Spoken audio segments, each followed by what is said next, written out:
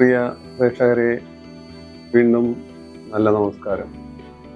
നാളുകളിൽ രണ്ടാമത്തെ നാള് ഭരണിയെക്കുറിച്ച് പറഞ്ഞു തുടങ്ങാം.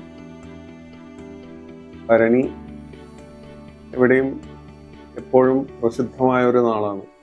മീനഭരണി, കുംഭഭരണി, ഇതെല്ലാം ഭഗവതിമാർക്ക് വളരെ വിശേഷമാണ്. കൊടുങ്ങല്ലൂർ ഭരണി, കെട്ടികുളങ്ങര ഭരണി, അതുപോലെ നമ്മുടെ നാട്ടില് ഒരുപാട് ഭഗവതി ക്ഷേത്രങ്ങളിൽ ഭരണി ഉത്സവം തന്നെയുണ്ട്. ഭരണി അത്രത്തോളം വിശേഷമാണ്. കുമരഞ്ചിറ ഭഗവതി ക്ഷേത്രം, വള്ളത്താംകുളങ്ങര ഭഗവതി ക്ഷേത്രം, ഇതെല്ലാം ഭരണിയുമായി ബന്ധപ്പെട്ട് നിൽക്കുന്ന ക്ഷേത്രോത്സവങ്ങളും പരിപാടികളും ഒക്കെയാണ്. അതൊക്കെ നമുക്കറിയാവുന്ന കാര്യമാണ്. പക്ഷെ അത്തരം വിശേഷങ്ങളിലേക്കല്ല നമ്മൾ പോകുന്നത് ഭരണി നക്ഷത്രം മനുഷ്യനെ എങ്ങനെ സ്വാധീനിക്കുന്നു എന്നുള്ളതാണ്. ആകാശവീഥിയിൽ അടുപ്പ് കൂട്ടിയതുപോലെ 3 നക്ഷത്രങ്ങളെ സൂക്ഷ്മമായി നോക്കിയാൽ, ടെലസ്കോപ്പിൽ കൂടെ കാണുള്ളൂ, നഗ്നനേത്രങ്ങൾക്കും ചില സമയത്ത് കാണാൻ പറ്റും. ആ 3 നക്ഷത്രത്തിൽ രണ്ടാമനാണ് ഭരണി. ഭരണി നക്ഷത്രം എന്ന് പറയുന്നത് മനുഷ്യ നക്ഷത്രമാണ്, മനുഷ്യഗണമാണ്. അതിൻ്റെ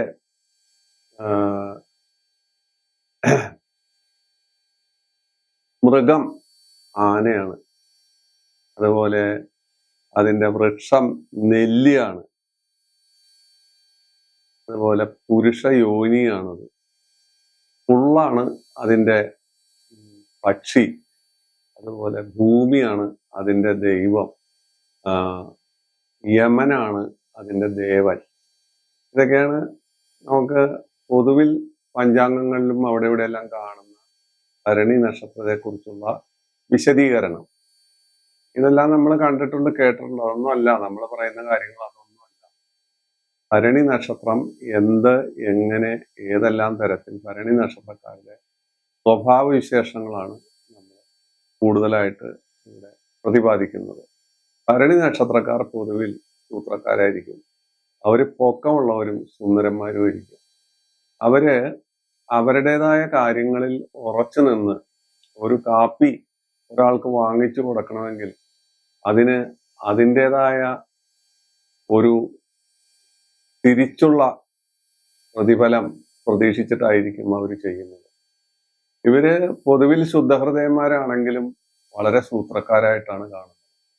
ഏതെങ്കിലും ഒരു പ്രത്യേക പക്ഷത്ത് അവർ നിൽക്കാൻ താല്പര്യം കാണിച്ചാലും മറുപക്ഷത്തേക്ക് ചാടാനും അവർ തയ്യാറാവും. ഏത് ഭാഗത്തിനാണോ മുൻതൂക്കം ആ ഭാഗത്തേക്ക് അവര് കാലുമാറുന്ന ഒരു സ്വഭാവമാണ് ഭരണി നക്ഷത്രക്കാർക്ക്. ഏത് കാര്യത്തിലും, പൊതുപ്രവർത്തനത്തിലായാലും, അധ്യാപക വൃത്തിയായാലും, സ്പോർട്സ് വകുപ്പായാലും, NCC ആയാലും, പട്ടാള വകുപ്പായാലും, നേവി ആയാലും, ഏത് വകുപ്പിലും ഇവര് ശോഭിക്കാറുണ്ട്. പക്ഷെ തൻകാര്യം മാത്രമാണ് അവരുടെ പ്രശ്നം, അല്ലാതെ മറ്റുള്ളവരുടെ താല്പര്യങ്ങളോ മറ്റുള്ളവരെ രക്ഷിക്കുകയോ അവരുടെ കാര്യമല്ല. എന്നാൽ ഒരു പ്രത്യേക ഉൾവിളി തോന്നി മറ്റുള്ളവർക്ക് ഉപകാരം ചെയ്യുകയും ചെയ്യും. പക്ഷെ ഉപകാരം ചെയ്താൽ പോലും പഴി കേൾക്കുന്ന ഒരവസ്ഥയും ഈ നക്ഷത്രക്കാര് സാധാരണ അനുഭവിക്കാറുണ്ട്. ഇത് പുരുഷന്മാരുടെ കാര്യമാണ്. സ്ത്രീകളുടെ കാര്യം വരുമ്പോൾ അവരെ സംബന്ധിച്ചിടത്തോളം അവര് കുറച്ച് ക്രൂര മനസ്ഥിതി ഉള്ളവരും കുറെ കടുകട്ടിയായ സ്വഭാവമുള്ള സ്ത്രീകളായിട്ടാണ് കാണുന്നത്. ഇവരുടെ ദാമ്പത്യ ബന്ധം പുരുഷന്റെ ആയാലും സ്ത്രീയുടേതായാലും സാമാന്യം തൃപ്തികരമെന്നല്ലാതെ പരിപൂർണ തൃപ്തികരമായ ഒരു അവസ്ഥ ദാമ്പത്യ ബന്ധത്തിൽ ഉണ്ടാകാറില്ല. ഒന്നുകിൽ സ്ത്രീ പുരുഷനെ ഭരിക്കുന്ന സ്വഭാവക്കാരിയോ, അല്ലെങ്കിൽ ഭരണി നക്ഷത്ര സ്ത്രീ വിവാഹം കഴിച്ച പുരുഷൻ സ്ത്രീക്ക് അടിമയായിരിക്കുന്നതോ ആയിട്ടാണ് സാധാരണ നമ്മൾ കണ്ടുവരുന്നത്. ഇതെല്ലാം ഒരു രഹസ്യ സ്വഭാവമുള്ള സ്ഥിതിഗതികളാണ്. ഇതൊന്നും ആരും ആരോടും പറയില്ല. അവര് വലിയ വീമ്പെല്ലാം പറയും, അങ്ങനെയാണ്, ഇങ്ങനെയാണ്, മറ്റതാണ്, മറിച്ചതാണ്, ഞാൻ 100 കിലോ ഭാരം എടുത്ത് ഒറ്റയ്ക്ക് പൊക്കാം, അല്ലെങ്കിൽ ഞാൻ എവറസ്റ്റ് കീഴടക്കാം, അല്ലെങ്കിൽ കടലിൽ ഒറ്റയ്ക്ക് നീന്തി 100 കിലോമീറ്റർ പോകാം എന്നൊക്കെ ഒരു വാചകം അടിക്കും. സത്യത്തിൽ ഇവർക്ക് ധൈര്യമില്ല. ഇവർക്ക് ധൈര്യം മനസ്സിൽ ഇല്ലാത്ത ആളുകളാണ്. മറ്റൊരാളുടെ സഹായത്തോടു കൂടിയായിരിക്കും ഇവർ മുന്നോട്ട് പോകുന്നത്. ആ മറ്റൊരാളുടെ തോളിൽ കാല് വെച്ച് ഇവർ മുന്നോട്ട് പോവുകയും ഒരു പ്രത്യേക പരിസ്ഥിതി വരുമ്പോൾ ഇവർ അതിൽ നിന്ന് ചാടി ആ തോളത്ത് ചവിട്ടി രക്ഷപ്പെടുകയും ചെയ്യും. ഉപകാരസ്മരണ സത്യത്തിൽ ഇവർക്ക് തൊട്ട് തീണ്ടിയിട്ടുണ്ടാവില്ല. വാക്കിലും വാചകത്തിലും അവർ ഉപകാരസ്മരണ പറയും, സേവനം പറയും, മറ്റു കാര്യങ്ങളെല്ലാം പറയും എന്നല്ലാതെ യഥാർത്ഥത്തിൽ ഇവർ മറ്റൊരു പിക്ചറാണ് കാണിക്കുക. രണ്ട് വശമുള്ള ഒരു നാണയം. രണ്ട് വശമുണ്ട്. ചിലർ വളരെ ഭംഗിയായി പെരുമാറും, വളരെ ഭംഗിയായി അവർ പ്രവർത്തിക്കും, എല്ലാം ചെയ്യും. പക്ഷെ അവരുടെ കാര്യലാഭം ആണ് അതിലെ ഏറ്റവും വലിയ കാര്യം. ഇതാണ് ഭരണി നക്ഷത്രത്തിന്റെ ഒരു പ്രത്യേകത.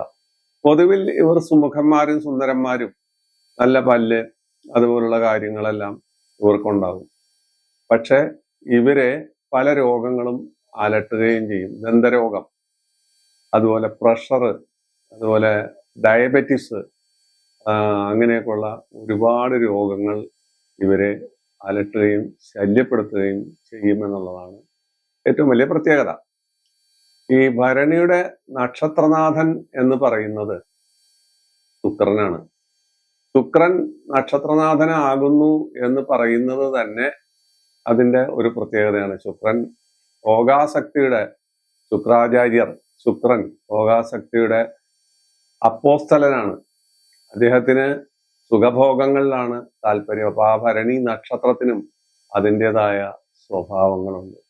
ഇവരുടെ തൊഴിലെന്ന് പറഞ്ഞാൽ സർക്കാർ ജോലി, ഹോട്ടൽ, അതുപോലെ ടൂറിസം, സ്വർണ വ്യാപാരം, ഈ വക കാര്യങ്ങളിലെല്ലാം പൊതുവിൽ ഭരണി നക്ഷത്രക്കാർ അദ്വിതീയരാണ്. അവർ ആ കാര്യത്തിലെല്ലാം വളരെ ശ്രദ്ധാലുക്കളും ഒരു തരി പോലും നഷ്ടപ്പെടാതെ, ഒരു തരിമ്പ് പോലും ബുദ്ധിമുട്ടാതെ അവർ പണം സമ്പാദിക്കാൻ ശ്രമിച്ചുകൊണ്ടേയിരിക്കും. പക്ഷെ പല സമയത്തും ഇവർക്ക് ഉയർച്ചയും താഴ്ചയും അടിമത്തവും, മറ്റുള്ളവരിൽ നിന്നുള്ള അടിമത്തവും, പോലീസ് ഡിപ്പാർട്ട്മെന്റിൽ ഇവർ വന്നുപെടും. പക്ഷേ പോലീസ് ഡിപ്പാർട്ട്മെന്റിലുള്ള ദോഷം അടിമത്തമാണ്. ആ അടിമത്തം സഹിക്കാതെ അവർ പൊട്ടിത്തെറിക്കുകയും ചെയ്യുന്ന സ്വഭാവവിശേഷങ്ങൾ കാണാറുണ്ട്. ഇതെല്ലാം ഭരണിയുടെ അനേക 100 സ്വഭാവങ്ങൾ ഓരോ ജനന സമയം വെച്ചിട്ട് നമുക്ക് പറയാം. ഇത് ഞാനൊരു സാമാന്യനുള്ള കാര്യങ്ങൾ മാത്രമാണ് പറഞ്ഞത്. അപ്പോ ഇവര് ശുക്രദശയിൽ ജനിക്കുന്നു. ശുക്രദശയിൽ ജനിക്കുന്നത് ആ ലഗ്നം ഏതാണെന്ന് ഉദിച്ചു നിൽക്കുന്ന സമയത്തിന് ചിലപ്പോ 6:30 ജനിക്കാം, ചിലപ്പോൾ 8:30 10:30, അതനുസരിച്ച് ലഗ്നങ്ങൾ മാറിക്കൊണ്ടിരിക്കും. ഉദിച്ചു നിൽക്കുന്ന ലഗ്നം ഏതാണോ ആ ലഗ്നം നമുക്ക് കിട്ടും. ഇവിടെ പറയുന്ന കാര്യങ്ങളിൽ ഏറ്റവും വലിയ കാര്യം ഇങ്ങനെയുള്ള കാര്യങ്ങളല്ല. ഓരോ ലഗ്നത്തിനും എങ്ങനെ ഭരണി നക്ഷത്രം അനുകൂലമാകുന്നു പ്രതികൂലമാകുന്നു എന്ന കാര്യമാണ് പ്രേക്ഷകനോട് പറയുന്നതിൽ എന്തെങ്കിലും പുതുമ വേണ്ടേ? ഞാനീ പറഞ്ഞ കാര്യങ്ങളെല്ലാം നിങ്ങൾ പഞ്ചാംഗങ്ങളിലും നാൾഫലങ്ങളിലും അവിടെ ഇവിടെയൊക്കെ വായിച്ച കാര്യങ്ങളാണ് ഈ പറയുന്നത്. അതെല്ലാവർക്കും അറിയാവുന്ന കാര്യമാണ്. അതാത് നക്ഷത്രക്കാർക്ക് അവരുടെ ദുർബലതകളും അവരുടെ സ്വഭാവങ്ങളും ഒക്കെ അറിയാവുന്നതാണ്. അപ്പൊ ശുക്രദശയിലാണ് ഇവരുടെ ജനനം. അപ്പൊ ശുക്രന് 20 കൊല്ലത്തിൽ ചിലപ്പോൾ 10 കൊല്ലം കിട്ടാം, 5 കൊല്ലം കിട്ടാം, 2 കൊല്ലം കിട്ടാം, ചിലപ്പോൾ 18 കൊല്ലം കിട്ടാം, എത്ര വേണമെങ്കിലും കിട്ടാം. അതാ ജനനസമയത്തിന്റെ ലഗ്നം ഉദിച്ചു നിൽക്കുന്നതുമ്പോഴാണ് നമ്മൾ ആ എത്ര കിട്ടി എന്ന് കണക്ക് കൂട്ടി കണ്ടുപിടിക്കുന്നത്. അത് കഴിഞ്ഞാൽ ആദിത്യനാണ് 6 കൊല്ലം കിട്ടുന്നത്, പിന്നെ 10 കൊല്ലം ചന്ദ്രൻ, പിന്നെ 7 കൊല്ലം ചൊവ്വ, പിന്നെ 18 കൊല്ലം രാഹു, പിന്നെ 16 കൊല്ലം വ്യാഴം, പിന്നെ 19 കൊല്ലം ശനി. ഒരു മനുഷ്യന്റെ ലൈഫ് സ്പാൻ എന്ന് വെച്ചാൽ ജീവിത ചക്രം ഏകദേശം 84 വയസ്സാണ് പൂർണ്ണായുസ്. അപ്പൊ നല്ല യോഗങ്ങളെല്ലാം ഉള്ള ആളുകള് പൂർണ്ണായുസ് ജീവിക്കും. ഇപ്പൊ നമുക്ക് കേസരി യോഗം ഉണ്ടെന്ന് വെക്കാം, ചന്ദ്രന്റെ കേന്ദ്രത്തിൽ വ്യാഴം നിൽക്കുന്നു. ശരഭയോഗം ഉണ്ടെന്ന് വെക്കാം, അല്ലെങ്കിൽ അതുപോലെ ഹംസയോഗമോ മാളവയോഗമോ അല്ലെങ്കിൽ രുചകയോഗമോ ശശമഹായോഗമോ, അതേപോലെ ആയുർദായകമായ യോഗങ്ങൾ ഉള്ളതായ സമയത്ത് ഇവർക്ക് ഇത്രയും കാലം ജീവിതചക്രം കിട്ടുന്നു. ആ ജീവിതചക്രത്തിൽ ആ കാലഘട്ടത്തിൽ ഇവർ അനുഭവിക്കുന്ന കാര്യങ്ങൾ എങ്ങനെ വരുന്നു എന്നുള്ളതാണ്. അപ്പോ 12 ലഗ്നമുണ്ട്. ഈ 12 ലഗ്നത്തിൽ ഏതിൽ വേണമെങ്കിലും ഭരണിക്ക് ജനിക്കാം. ഭരണിക്ക് ഏത് ലഗ്നത്തിൽ വേണമെങ്കിലും ജനിക്കാം. കാരണം ജനിക്കുന്ന സമയം അനുസരിച്ചാണ് ലഗ്നം നമ്മൾ നിശ്ചയിക്കുന്നത്, കണക്കൂട്ടിയെടുക്കുന്നത്. അപ്പൊ മേടലഗ്നം ജനിച്ച ഒരു ഭരണി നക്ഷത്രക്കാരനോ നക്ഷത്രക്കാരിക്കോ അവരുടെ ശുക്രദശ അനുകൂലമാകുമോ? ഇല്ല. അവരുടെ ശനിദശ അനുകൂലമാകുമോ? ഇല്ല. ബുധദശ അനുകൂലമാകുമോ? ഇല്ല. അതിനൊക്കെ കാരണമുണ്ട്. എന്നുവെച്ചാൽ ശുക്രൻ 2ാം ഭാവാധിപനും 7ാം ഭാവാധിപനും ആയിപ്പോയി. ശനി 11ാം ഭാവാധിപത്യം വഹിച്ചു. ബുധനും ഈ പറഞ്ഞ രീതിയിലായി. അപ്പോ ഇതാണ് നമ്മുടെ പരാമർശ വിഷയം. നമ്മൾ വെറുതെ നക്ഷത്രത്തെക്കുറിച്ചോ അല്ലെങ്കിൽ അതിന്റെ സേലിയൻ ഫീച്ചേഴ്സിനെ കുറിച്ചോ അല്ല പറയുന്നത്. ഓരോ ലഗ്നത്തിലും ജനിക്കുന്ന ഈ നക്ഷത്രക്കാരനോ നക്ഷത്രക്കാരിയോ അനുഭവിക്കുന്ന സുഖങ്ങളും ദുഃഖങ്ങളും. അപ്പോ മേടലഗ്നം ജനിച്ച ഭരണി നക്ഷത്രക്കാരനോ നക്ഷത്രക്കാരിക്കോ ശുക്രനും ശനിയും ബുധനും അവരുടേതായ ശുക്രദശയിലാണ് ജനിക്കുന്നവര്. ആ ശുക്രൻ കഴിഞ്ഞിട്ട് ശനിദശയോ അല്ലെങ്കിൽ ബുധദശയോ ഇവർക്ക് കിട്ടുകയാണ് എങ്കിൽ ആ ദശകൾ അവർക്ക് വലിയ കാര്യമായ ഗുണം തരുന്നില്ല, ദോഷം തരികയും ചെയ്യും. പിന്നെ യോഗങ്ങൾ ഉണ്ടായേക്കാം. ചിലപ്പോൾ ഭദ്രയോഗമുള്ള ബുധനാണെങ്കിൽ അതിൻ്റെതായ യോഗം തരും. മാളവയോഗമുള്ള ശുക്രനാണെങ്കിൽ കുറെ അധികം 50% ഫലം തരും. ശശമഹായോഗമുള്ള ശനിയാണെങ്കിൽ 50% ഫലം തരും. അപ്പോ പ്രത്യേകം ഓർക്കുക, മേടലഗ്നം ഭരണി നക്ഷത്രക്കാർക്ക് ശുക്രനും ശനിയും ബുധനും ഗുണം തരുന്നില്ല, കാര്യമായ ഗുണം തരുന്നില്ല. പിന്നെ ഇതുപോലുള്ള യോഗങ്ങളുണ്ടെങ്കിൽ 50% കിട്ടാം. അവിടെ നിന്ന് നമുക്ക് മുന്നോട്ട് പോകുമ്പോൾ ഇടവലഗ്നം വന്നു, ഇടവലഗ്നവും ഭരണി നക്ഷത്രവും കൂടി വന്നു. അവർക്ക് വ്യാഴദശ വന്നു എന്ന് വെക്കുക, ഗുണം കമ്മിയായിരിക്കും. കാരണം വ്യാഴത്തിന് പാപത്വമുണ്ട്. അതുപോലെ ചന്ദ്രദശ വരുമ്പോഴോ ചന്ദ്രനും പാപത്വമുണ്ട്. അപ്പൊ ആ ദശയ്ക്ക് വേണ്ടത്ര ഗുണം അവർക്ക് ലഭിക്കുന്നില്ല. ചിലപ്പോൾ ഏതെങ്കിലും തരത്തിലുള്ള യോഗം അവർ പ്രദാനം ചെയ്യുന്നുണ്ടെങ്കിൽ അതിന്റെ കുറെ ഫലങ്ങൾ മാത്രമേ കിട്ടൂ. ഇവിടെയാണ് പ്രശ്നം കിടക്കുന്നത്. ഞാൻ ഭരണി നക്ഷത്രമാണല്ലോ, ഭരണി നക്ഷത്രത്തിന് ഇന്ന കാര്യങ്ങളൊക്കെ ഉണ്ടല്ലോ, ഇന്ന രീതിയിലൊക്കെ പഞ്ചാംഗത്തിലും അവിടെ ഇവിടെ ഒക്കെ പറയുന്നുണ്ടല്ലോ, അത് കിട്ടുന്നില്ലല്ലോ എന്ന് ആളുകൾ പറയുന്നതിന്റെ ഉൾപിരിവ് എന്താണെന്നാണ് ഇവിടെ പറഞ്ഞ് ഞാൻ മനസ്സിലാക്കുന്നത്. ഇനി മിഥുന ലഗ്നത്തേക്ക് വരിക. മിഥുന ലഗ്നം വരുമ്പോൾ അവർക്ക് കുജനും രവിയും ഗുരുവും മോശക്കാരാണ്. അവർ ഗുണഫലം തരില്ല. കാരണം അവരുടെ ഓരോ ആധിപത്യം, കേന്ദ്രാധിപത്യം ഉണ്ടാവാം, 11ാം ഭാവാധിപത്യം ഉണ്ടാവാം, അഷ്ടമാധിപത്യം ഉണ്ടാവാം, 2ാം ഭാവാധിപത്യം ഉണ്ടാവാം. അപ്പോ മിഥുന ലഗ്നം ഭരണി ജനിക്കുന്ന ആളുകൾക്ക് ഈ പറയുന്ന രീതിയിൽ ഈ പറയുന്ന ആളുകൾ എന്ന് വെച്ചാൽ കുജൻ, രവി, ഗുരു മുതലായവരുടെ ദശകൾ അവർക്ക് ഗുണപരമല്ലാതെ വരുന്നു. കർക്കിടകൻ ലഗ്നം ജനിച്ച ഭരണി നക്ഷത്രക്കാരനെ സംബന്ധിച്ച് ശുക്രദശ വളരെ മോശമായിരിക്കും. ശുക്രദശ എന്ന് പറഞ്ഞാൽ എല്ലാവരും പറയും ശുക്രദശ വന്നാൽ എല്ലാവർക്കും ശുക്രനടിച്ചു എന്ന് പറയും. അങ്ങനെയൊന്നുമല്ല. ശുക്രൻ മോശമായി കഴിഞ്ഞാൽ പാല് കേടായി അതിരിക്കും. ശുക്രൻ മോശം ഫലം തരികയാണെങ്കിൽ പലതരത്തിലുള്ള രോഗങ്ങൾ സംജാതമാക്കും. മൂത്രാശയ രോഗങ്ങൾ, ഗർഭാശയ രോഗങ്ങൾ, അതുപോലെ ഡയബറ്റീസ്, പല രോഗങ്ങളും ശുക്രൻ ഉണ്ടാക്കും. അത് കർക്കടക ലഗ്നം ഭരണി നക്ഷത്രക്കാരുടെ കാര്യമാണ് പറയുന്നത്. ചിങ്ങലഗ്നം ഭരണിക്കാർക്കോ ബുധനും ശുക്രനും പാപനാണ്.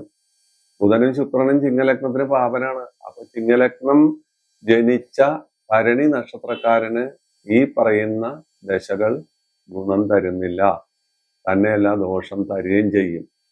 അതുപോലെ കന്നി ലഗ്നം ആയിട്ട് ഭരണി ജനിച്ചു എന്ന് വെക്കുക. കുജൻ, ഗുരു, ചന്ദ്രൻ ഇവര് 3 പേരും കന്നി ലഗ്നത്തിന് പാപ്പന്മാരാണല്ലോ. അത് നമ്മൾ നേരത്തെ പറഞ്ഞു കഴിഞ്ഞു. ഇനി ഇത് പറഞ്ഞുകൊണ്ടേയിരിക്കും. എല്ലാ നക്ഷത്രങ്ങൾക്കും ഇത് നമുക്ക് പറയാതെ നിവൃത്തിയില്ല. ഇത് ജനം മനസ്സിലാക്കണം. അല്ലാതെ വെറുതെ തൊലിപ്പുറത്തുള്ള മനസ്സിലാക്കലല്ല. അങ്ങനെയാണെങ്കിൽ ഈ എപ്പിസോഡിന്റെ ആവശ്യമില്ല. അപ്പൊ കന്നി ലഗ്നം ഭരണി ജനിച്ചാൽ കുജൻ ഗുണം തരില്ല, വ്യാഴം ഗുണം തരില്ല, ചന്ദ്രൻ ഗുണം തരില്ല. കാരണം അവർക്ക് പാപത്വമുണ്ട്. ആ ലഗ്നത്തിന് ഇവരെ കൊണ്ട് പാപത്വമുണ്ട്. അപ്പൊ ആ പാപത്വം കാരണം ഇവർക്ക് ഗുണം തരാൻ നിവൃത്തിയില്ല. 50% കിട്ടും. യോഗങ്ങളുണ്ടെങ്കിൽ യോഗങ്ങളുടെ ബലം കൊണ്ട് 50% കിട്ടും. തുലാൻ ലഗ്നം ജനിച്ച ഭരണി നക്ഷത്രക്കാരാണെങ്കിൽ തുലാൻ ലഗ്നത്തിന് വ്യാഴവും രവിയും കുജനും ഗുണം തരാതെ പോകും. അവർക്ക് പാപനാണ്. തുലാൻ ലഗ്നത്തിന് ഈ പറയുന്ന വ്യാഴം, രവി, കുജൻ കൂട്ടരെല്ലാം പാപന്മാരാണ്. വൃശ്ചിക ലഗ്നത്തിന് ബുധനും കുജനും ശുക്രനും പാപനായതുകൊണ്ട് ശാന്താങ്ങളുടെ ദശ വരികയാണെങ്കിൽ, ചിലപ്പോൾ ഈ ദശ കിട്ടാതിരിക്കാം കേട്ടോ, കിട്ടുകയും ചെയ്യാം കിട്ടാതിരിക്കുകയും ചെയ്യാം. ചിലർക്ക് ചില ദശകളൊന്നും കിട്ടില്ല. മനസ്സിലായില്ലേ? ശുക്രനിൽ തുടങ്ങി അവസാനിക്കുന്നതോ ശനിയിലൊക്കെ അവസാനിക്കുന്നവർക്ക് ചിലപ്പോൾ പല ദശകളും ഇതിൽ കിട്ടാതെ വരാം. പക്ഷെ കിട്ടിയാൽ വൃശ്ചിക ലഗ്നത്തിന് ബുധനും കുജനും ശുക്രനും പാപനാണ്. ധനു ലഗ്നത്തെ സംബന്ധിച്ചിടത്തോളം ശുക്രനും ശനിയുമാണ് ഭരണി നക്ഷത്രത്തിന് പാപത്വം വരിക്കുന്നത്, പാപത്വം കൊണ്ടുവരുന്നത്. അപ്പോ ധനു ലഗ്നത്തിന്റെ കഴിഞ്ഞ് പിന്നെ മകരലഗ്നത്തിന് ഗുരുവും കുജനും ചന്ദ്രനും ഭരണി നക്ഷത്രക്കാർക്ക് ഗുണം തരാതെ പോകുന്നു. കാരണം ഞാൻ നേരത്തെ പറഞ്ഞ സംഭവം തന്നെ. കുംഭലഗ്നക്കാരെ സംബന്ധിച്ചിടത്തോളം ഗുരുവും ചന്ദ്രനും ഇവർക്ക് പാപത്തോളമാണ്. അപ്പോ അവരുടേതായ ദശയിൽ വേണ്ടത്ര ഗുണങ്ങൾ കിട്ടില്ല. മീനലഗ്നത്തിന് ശനിയും ശുക്രനും രവിയും ബുധനും പാപത്തമുള്ളവരാണ്. അവരുടെ ദശ ഇവർക്ക് കിട്ടുകയാണെങ്കിൽ അവർക്ക് അനുകൂലമായി വരില്ല. ഇവിടെയാണ് നമ്മുടെ പ്രശ്നം വരുന്നത്. സാമാന്യ ജനം പറയും എനിക്കിപ്പോൾ ഇന്ന ദശയാണ്, ആ ദശ ഉണ്ടായിട്ട് പോലും ഫലം കിട്ടുന്നില്ല, എന്താണ് ഇതിന് കാരണം? ആ കാരണമാണ് പറഞ്ഞത്, പല ലഗ്നങ്ങൾക്കും പലരും പാപന്മാരാണ്. ഈ പാപന്മാരുടേതായ ദശകളോ ആ പാപന്മാരുടേതായ ചരാചരത്തിലുള്ള സഞ്ചാരങ്ങളോ എല്ലാം സംഭവിക്കുമ്പോൾ ചിലപ്പോൾ വ്യാഴം 7-ലോ 11-ലോ അല്ലെങ്കിൽ 5-ലോ ഒക്കെ നിൽക്കുകയാണെങ്കിൽ പോലും പാപത്വമുള്ള ഒരു വ്യാഴമാണ് എങ്കിൽ, പാപനായ വ്യാഴം ലഗ്നത്തിന് പാപനായ വ്യാഴമാണെങ്കിൽ അതിന്റെ ഫലം തരാതെ പോകും. ചാരവശാൽ പോലും അങ്ങനെ സംഭവിച്ചു പോകും. അപ്പോഴാണ് നമുക്ക് സംശയം വരുന്നത്, ഈ ശാസ്ത്രം എന്താണ് ഈ പറയുന്നത്? അങ്ങനെ പറയും, ഇങ്ങനെ പറയും, മാറ്റി പറയും, മറിച്ച് പറയും. അങ്ങനെയല്ല, ഇത് നിഗൂഢ ശാസ്ത്രമാണ്. ഒരുപാട് ഒരുപാട് ഒരുപാട് ഉൾപ്പിരിവുകൾ ഇതിലുണ്ട്. ഇതെല്ലാം വളരെ പിരിച്ചു നോക്കി വരുമ്പോഴാണ് നമ്മൾ കാര്യങ്ങൾ മനസ്സിലാക്കുന്നത്. ഇപ്പൊ ഭരണിയെ കുറിച്ച് നമ്മൾ പറഞ്ഞു, ഇങ്ങനെ ദീർഘമായി പോവാതിരിക്കാൻ വളരെ കുറച്ചാണ് പറഞ്ഞത്. അവരുടെ സ്വഭാവം, മറ്റു കാര്യങ്ങൾ, ഓരോ ലഗ്നത്തിനും ഭരണി ജനിച്ചാൽ അവർക്ക് കിട്ടുന്ന ഗുണദോഷങ്ങളെല്ലാം വളരെ കൃത്യമായി വളരെ സരളമായ ഭാഷയിൽ പറഞ്ഞു. ഇനി ഇവര് ഈ ഭരണി നക്ഷത്രക്കാരെ സംബന്ധിച്ചിടത്തോളം അവര് പ്രധാനമായിട്ട് രോഹിണി, തിരുവാതിര, പൂയം, അനിഴം, തൃക്കേട്ട ഈ നാളുകാരുമായിട്ട് അധികം ബാന്ധവം വെക്കാതിരിക്കുകയാണ് നല്ലത്. അവരുമായിട്ട് ഇവർക്ക് അടുത്ത അഷ്ടമരാശിക്കൂറ് വരും. പിന്നെ ഇത് മധ്യമരുജു നാളാണ്. ഭരണി മധ്യമരുജു നാളാണ്. ഭരണി, പൂരം, പൂരാടം, അതുപോലെ മകീരം, ചിത്തിര, അവിട്ടം, പൂയം, അനിഴം, ഉത്രട്ടാതി ഈ 9 നാളുകൾ തമ്മിൽ വിവാഹത്തിന് നമുക്ക് ഘടിപ്പിക്കാൻ നോക്കി. മധ്യമരുജു എന്ന് പറയും. മധ്യമരുജു നാളുകൾ വിവാഹത്തിന് വർജ്യമാണ്. അപ്പൊ ഭരണി വിവാഹ കാര്യത്തിൽ, ഭരണിക്ക് ചിലപ്പോൾ വിവാഹ കാര്യത്തിൽ താല്പര്യം ഉണ്ടെങ്കിലും സമയത്ത് വിവാഹം നടക്കാതെ വരാം. ഈ 9 നാളുകൾ മൈനസായി പോകും. തന്നെയല്ല, വിവാഹ സമയം നീണ്ടുപോകും. അപ്പോൾ നടക്കുന്നതായ ദശ നല്ലതായിരിക്കില്ല. ഇങ്ങനെ പല വൈതരണികൾ ഇവരുടെ വിവാഹം നീട്ടി കൊണ്ടുപോകാറുണ്ട്. അതിന് പേടിക്കേണ്ട കാര്യമില്ല. സമയം വരുന്ന സമയത്ത് അടുത്ത ദശ നല്ലതാണെങ്കിൽ ആ സമയത്ത് വിവാഹം വരും.